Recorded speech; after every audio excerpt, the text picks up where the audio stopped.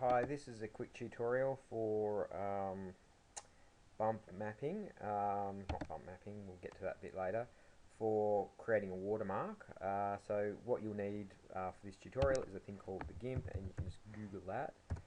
And when you Google that, you'll come across, when it loads up, you'll come across the GNU. GNU is not Unix, a recurring acronym. And this is like Photoshop or something like that. So you just download it for your system, and that's what we're going to be using. Okay, so what we do is we fire up the GIMP, and we get this lovely little picture of a dog or a fox or whatever that is. And first thing we need to do is we need to select our picture that we want to watermark. And I'm going to be, in this tutorial, we'll be going through a couple of different scenarios. Okay, so we have our picture. GIMP works with layers, so we have our layers floating dialog box, and then what we want to do is, you don't really need to do this one, but I always like to do it, and I'll show you why later. Create a new layer. Okay, just leave it like that, and then we go to our text tool here. Okay, so I'm clicking on the text tool. Now we want to select use editor, and we've got the little I bar near Santa Claus's thumb there, and we click the button there. Now we pop the what we want to watermark our photo with. So we'd go copyright Lawrence Bannister. Okay, now as you can see, this is a photo that's quite large. Okay, and we are running on a font size of 18, so we need to increase the size of that. Okay, so if we did that. Now I've used this photograph for a particular reason, is that it is a particularly difficult photograph to watermark. And what I mean by that is, let's just say that we move the watermark, because essentially this is, we could say that we've finished the watermarking. So if I move the watermark to there, you can see that it doesn't have a great deal of contrast. So if I just go to that, it doesn't have a great deal of contrast. You can see it doesn't have a great deal of contrast. If I move it to say there, you can see the black on the on his Santa Claus's hat and his hair.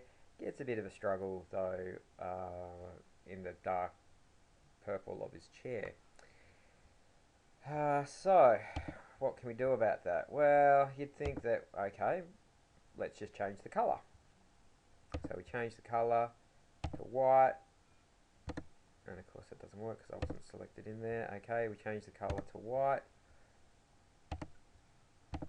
and same thing again. Now it shows up, but if you have a look, and I'm just going to zoom in here a little bit. Okay, so let's zoom to 25%. Okay, if you have a bit of a look there, you can't really see. So I'm simulating the worst case scenario. So that looks like a pretty crappy sort of watermark, to be honest with you. So what we can do is, there's a couple of things that that I like to do when doing a watermark, and that is to add a little bit of bit of depth to it. So to do that, we take the layer with the copyright, and see the two little things there, that's for duplicate. So we duplicate it. Go to the one underneath, make sure that the text tool is clicked, click on that. Now we want to change that to black. So I've changed it to black. Now you can't actually see that it's black because the layer above it is the white text, and that sort of is masking that.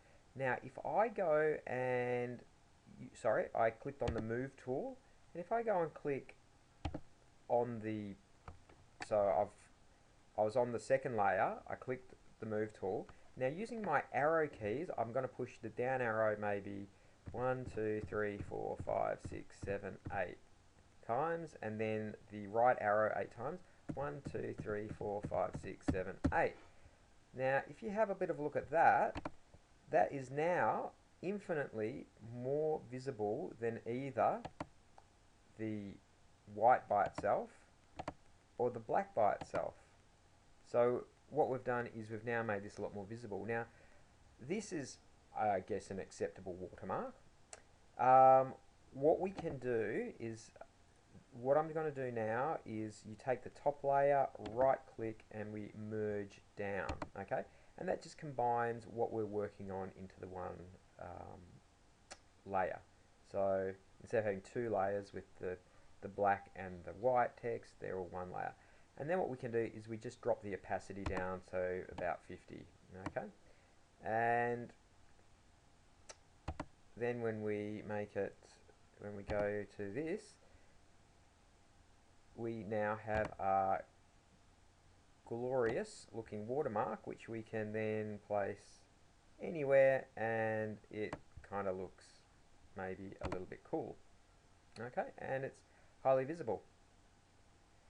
Okay, and there's a lot of other variations we can do that, so I'm just going to Control Z. Control Z is undo. I'm just going to undo back to where we had 2, and let's go back and zoom. So again,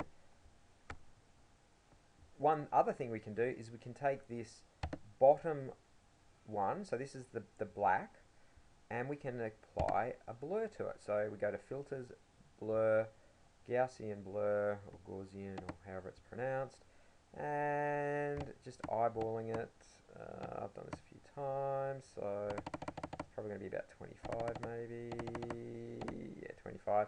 And so when we blur it, as you can tell, it sort of now looks a little better. Now when we merge down and drop the opacity down about 50, it's just got a nice little shadow to it. It just makes it look that little bit sort of classier. And that's it. There you go. That's basic watermarking technique for you. So again, we can move this, you know, wherever we want. And it sort of looks okay, and of course I've just used text on in this case, but you can use images and graphics and all that sort of stuff. The final way I want to talk to you about watermarking is a slightly more advanced technique, but it's not really that more advanced. It's called bump mapping, and bump mapping is where you simulate depth on a two-dimensional image or texture. So I'm going to Control Z out of this, and what we're going to do is I'm going to delete, okay, so I'm going to send to the trash can the black layer, so now we just got that white layer, and what I'm going to do is I'm going to drag it down to there, and we're going to apply what we call a bump mask. So we go to our bottom layer, we go to Filters, we go to Map, and we go to a bump map. Now bump maps are a beautiful thing. So if you have a look, the bump map takes the layer that we're working on and selects a bump map, an image to bump map to. And so in this case, it is the layer, the white layer there, okay? And basically what it means is it creates like a 3D sort of image. And you can play with the settings to create a different levels of depth and stuff like that. So if you have a look, so looking at where the B is on the boot, we can make it more or less strong. And so I'm just playing with this a little bit. And then when I click OK, and of course, now what I need to do is I need to either hide this uppermost layer or reduce its opacity. So if I hide it, and we have a look down, so if we go to maybe 25%, you can see that my watermark's there. It's very unobtrusive. So when you look at it at a full scale, it's not standing out like a sore thumb as say that one would. So it depends what you want. Do you want your brand or logo visible, or do you just want to stop people trying to steal it? So that's a brief tutorial on the theory of watermarking. So there's obviously, well, there's actually not really, there's actually really no more to it. That is watermarking. There's no doubt applications there that will batch watermark. The other thing to bear in mind is once you've got your watermark, so for example, let's just Control Z back to, you won't be able to easily do you won't be able easily with the bump map do a whole bunch of photos at once unless you script it, and that's quite easy using a product called ImageMagick, which I'll go through in a later tutorial. But anyway, so I'm going to merge down these layers to form one. Okay, again we drop the opacity down. Actually, let's do this properly. Let's go to 50. So number pad wasn't on. Okay. Oh, God damn it. Okay. Yep. So there we have there. Now, what we can do, let's just say we had a bunch of photos. Okay. So we'd have a photo there. Now, if we now go to File, Open as Layers, and we try and find a picture. Now, I need to find a document. Where is it? There. Probably in Emma. Okay, so if we just go,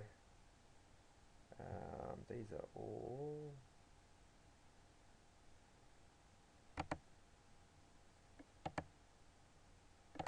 Maybe. No, nothing there. No. Okay.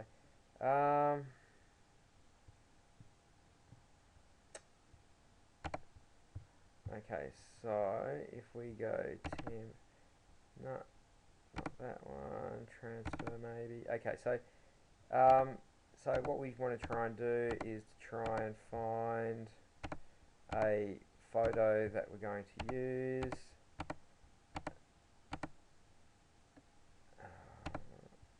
Okay, and of course, what I'm looking for is a portrait style of photo. These are all landscape. Okay, so if I find that photo and I now open it, okay, so it's totally scaled inappropriately. But if we now take this layer and raise it up, we now have our watermark there. So what that means is that you can load up a whole bunch of photographs. Now, in this case, they will all have to be portrait, and then, so you'd go, so what we'll do is we'd export this photo. So you go File, Export As, and that would then save this photo with the watermark over the top. Make this layer visible. Same thing again, File, Export As, and so that way you create the watermark once, load a whole bunch of photos by using the Open as Layers, and then just selectively hide the layers and then export. Okay, so I know I've rambled a lot, but hopefully this is helpful.